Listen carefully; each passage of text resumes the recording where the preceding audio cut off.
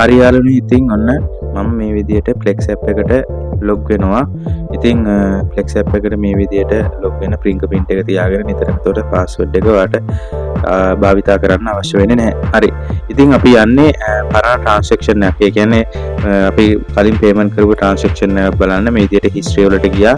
ඊට පස්සේ ඔයා කරපු transaction මෙතන ඔක්කොම බලා ගන්න හැකියාව තියෙනවා. අවශ්‍ය නම් ෆිල්ටර් කරලා මෙතන අදාළ date එක select කරන් පස්සේ ඔයා ඒ දවසේ නැත්නම් ඒ මාසේ ඇතුළත කරපු transaction මේ විදිහට ෆිල්ටර් කරලා බලා ගැනීමේ හැකියාව තියෙනවා.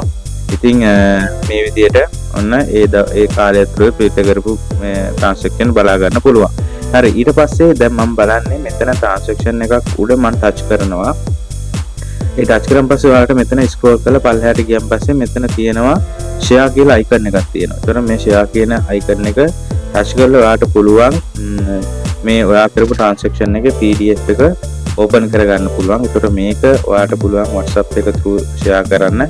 එහෙම නැත්නම් screenshot එකක් ගහලා මේ විදිහට අවශ්‍ය කෙනෙක්ට යවන්න හැකියාව තියෙනවා. ඊට පස්සේ තව එකක් පෙන්වන්න අවශ්‍යයි.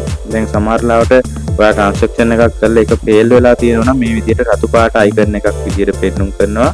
එතකොට ඒක උඩ touch කරන් පස්සේ ඔයාට payment එක නැවත repeat වුණත් payment කිරීමේ හැකියාවක් තියෙනවා. දැන් මෙතන මේ තියෙන repeat payment කියලා.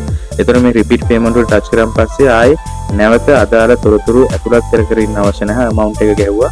ඔයාලට තියෙන්නේ කෙලින්ම transaction එක මේ විදිහට continue කරන්න. හරි එහෙනම් ඉතින් අද මේ වීඩියෝ එකෙන් ගේන බලාපොරොත්තු වෙන්නේ මේ දේවල් ටික. ඉතින් Plex app එක සම්බන්ධ අපි වීඩියෝස් ගෙනල්ලා ඇති. අපේ channel එකත් එක්ක දිගටම රැඳිලා ඉන්න කියලා මතක් කරන ගාම අපි වීඩියෝ එකෙන් සමු ගන්නවා. සියලු දෙනාටම ස්තුතියි.